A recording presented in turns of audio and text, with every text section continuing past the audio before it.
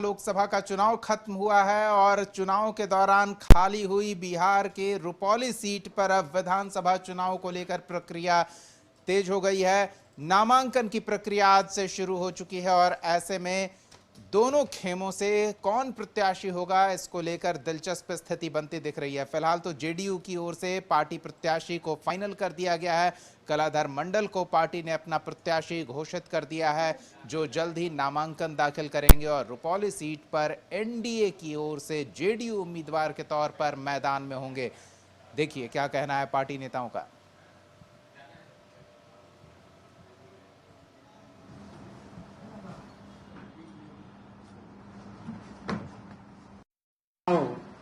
हो रहा है ये भी आप लोग भली भांति जानते हैं। रुपौली विधानसभा उपचुनाव के लिए हम लोगों ने अपना उम्मीदवार तय कर लिया है। इस विधानसभा चुनाव के लिए एनडीए समर्थित जो हमारे जदयू के जो उम्मीदवार होंगे, श्री कलाधर प्रसाद मंडल, हम लोग के माननीय मुख्यमंत्री, पार्टी के सर्वमान्य नेता, पार्टी के राष्ट्रीय अध्यक्ष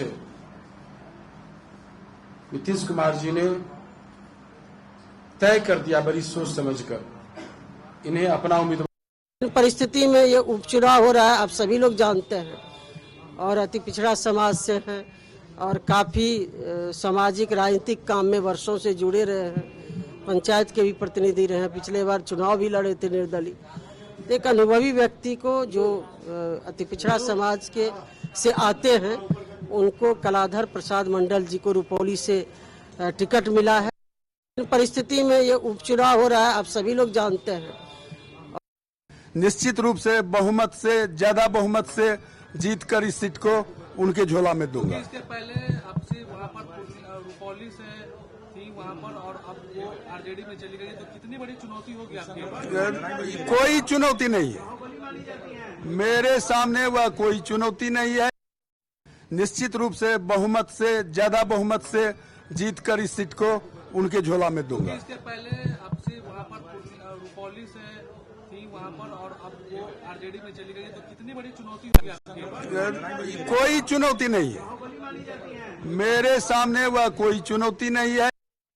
निश्चित रूप से बहुमत से, ज्यादा बहुमत से जीतकर इस सीट को उनके झोला में दूंगा। इसके पहले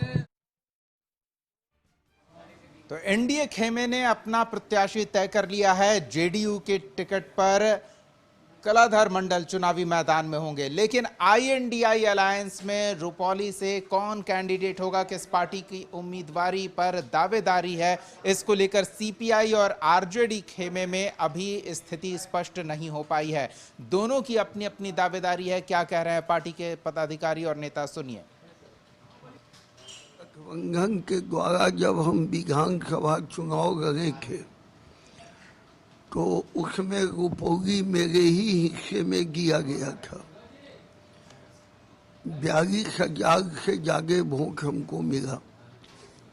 हम लोगों ने पार्टी के अंदर निर्णय लिया है कि रुपौली सीट हम लड़ेंगे और महागठबंधन को भी पत्र भेजा है कि आप पूर्व की भांति इस बार महागठबंधन समर्थक सीपीआई के उम्मीदवार बनाने का निर्णय।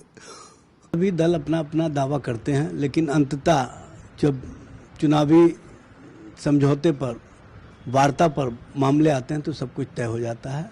सब कुछ तय हो जाएगा। चुनाव प्रक्रिया शुरू हुई है।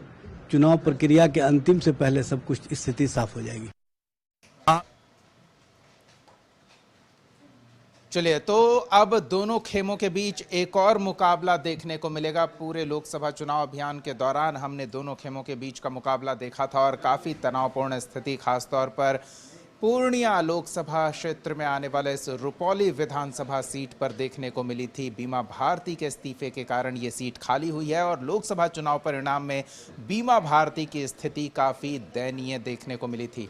हमारे साथ बिहार ब्यूरो चीफ अमित सिंह जुड़ रहे हैं और उनसे समझने का प्रयास करते हैं कि दावेदारी कितनी दिलचस्प होने वाली है, कैंडिडेट का चुनाव कितना चुनौतीपूर्ण होने वाला है दोनों खेमों के लिए। अमित, जेडीयू की ओर से रुपौली के लिए कैंडिडेट फाइनल हो गया है, लेकिन आईएनडीआई अलायंस खेमे से 2 दावेदार इस सीट पर दिख रहे हैं, क्या लगता है?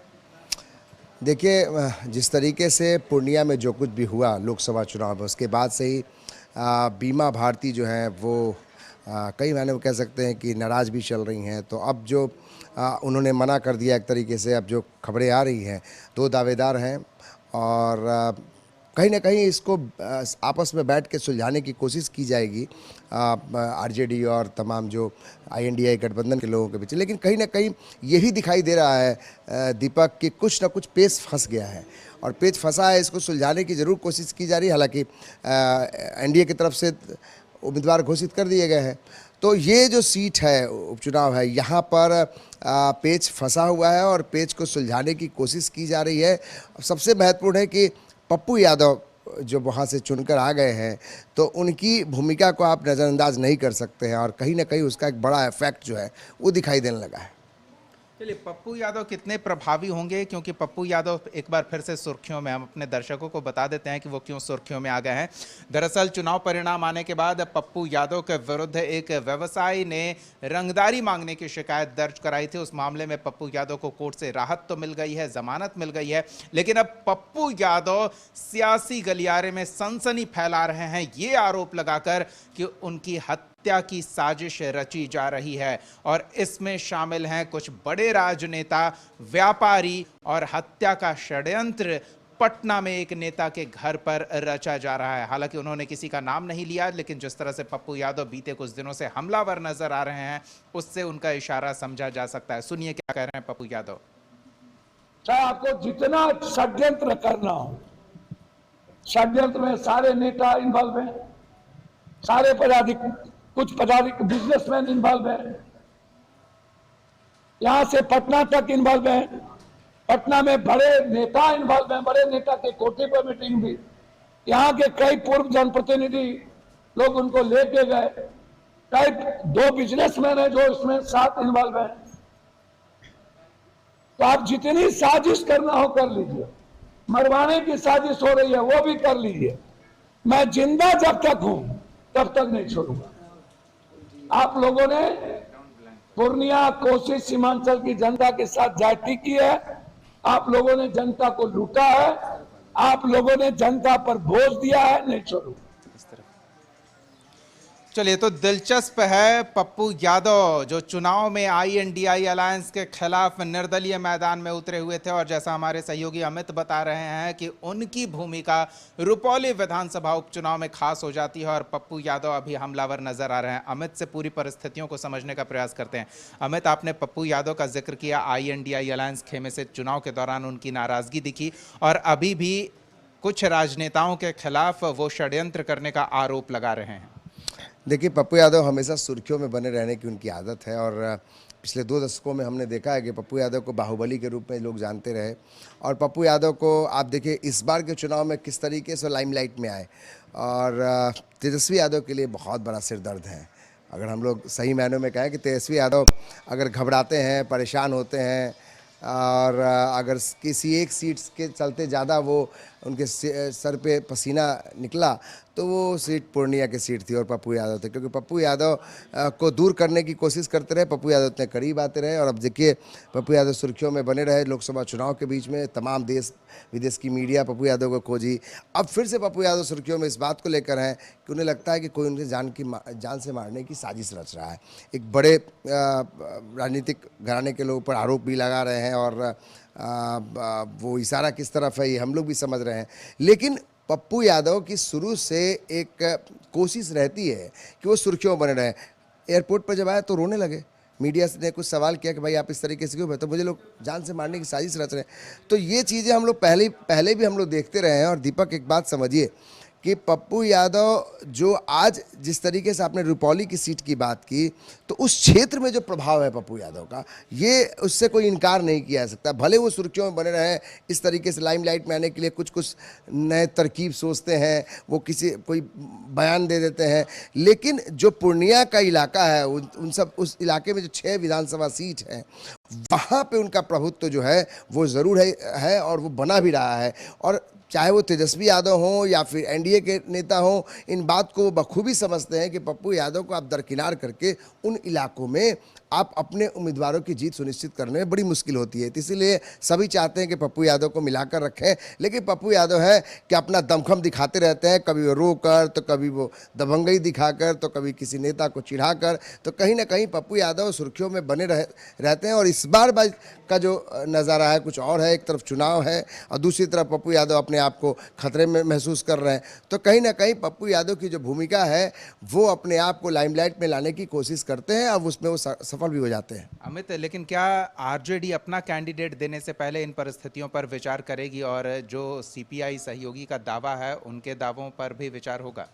देखिए, तेजस्वी यादव पर भरोसा करके ही सीपीआई-एमएल और चाहे सीपीआई जो जितने भी गठबंधन के साथी हैं उन लोगों ने पूरे चुनाव में तेजस्वी यादव को मानकर चला कि इन्हीं के पीछे हम लोग चलेंगे, लीडर तेजस्वी यादव होंगे। तो जाहिर है कि तेजस्वी यादव जिसको चुनेंगे उनके हाथों में सब कुछ है कि वो जिसको कहेंगे कि अगर सीपीआई का उम्मीदवार होगा तो वो मान जाएंगे। लेकिन चूँकि सबसे बड़ी पार्टी है और INDIA गठबंधन की बिहार में, अगर बिहार के परिप्रेक्ष्य में सोचा जाए विधानसभा के, उसमें सबसे बड़ी पार्टी है आरजेडी। तो जाहिर है कि आरजेडी जो तय करेगी, तेजस्वी यादव तय करेंगे, उसे सहयोगी दलों को मानना पड़ेगा। तो कहीं ना कहीं ये पूरा गेंद जो है वो तेजस्वी यादव के पाले में है, आरजेडी के पाले में है।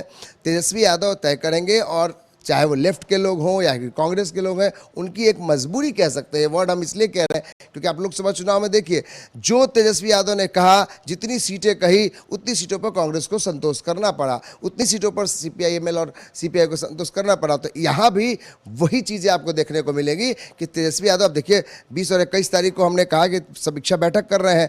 तेजस्वी यादव एक तरीके से अपनी रणनीति तैयार कर रहे हैं कि 2025 के चुनाव के पहले किस तरीके से हमारी रूपरेखा होगी और बाकी जो उनके सहयोगी पार्टियां हैं उनको भी बताने की कोशिश है कि हम सबसे बड़ी पार्टी हैं। तो यहाँ पे तेजस्वी यादव की भूमिका जो है वो काफ़ी अहम हो जाती है, क्योंकि सबसे बड़ी पार्टी है। चलिए, तो देखना दिलचस्प होगा कि आगे क्या होता है। बहुत बहुत धन्यवाद अमित इस तमाम बातचीत और जानकारी के लिए। तो रुपौली एक ट्रेलर के तौर पर होगा कि INDI अलायंस खेमा किस तरह से अपने सहयोगियों के साथ तालमेल बिठाकर इस एक विधानसभा सीट पर कैसा प्रदर्शन करता है। तो एनडीए के लिए भी वही परिस्थितियां हैं। 25 के चुनाव से पहले का ट्रेलर ये दिखाने की कोशिश है कि लोकसभा का चुनाव परिणाम कुछ भी रहा हो, अगर बात बिहार की आती है, बिहार में जीत की आती है, तो नीतीश कुमार यहां प्रभावी होते हैं। ये दिलचस्प स्थिति बनती दिख रही है। नामांकन की प्रक्रिया शुरू हो चुकी है। 10 जुलाई को मतदान और 13 को परिणाम स्थिति स्पष्ट कर देगा कि 25 का पिक्चर कैसा होने वाला है।